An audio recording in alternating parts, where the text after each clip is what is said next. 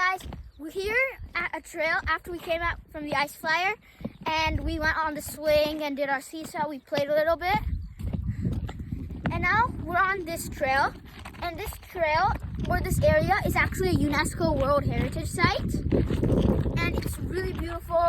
It's really warm, and it has some breezes, and we're just going on this big walk up that hill or mountain actually.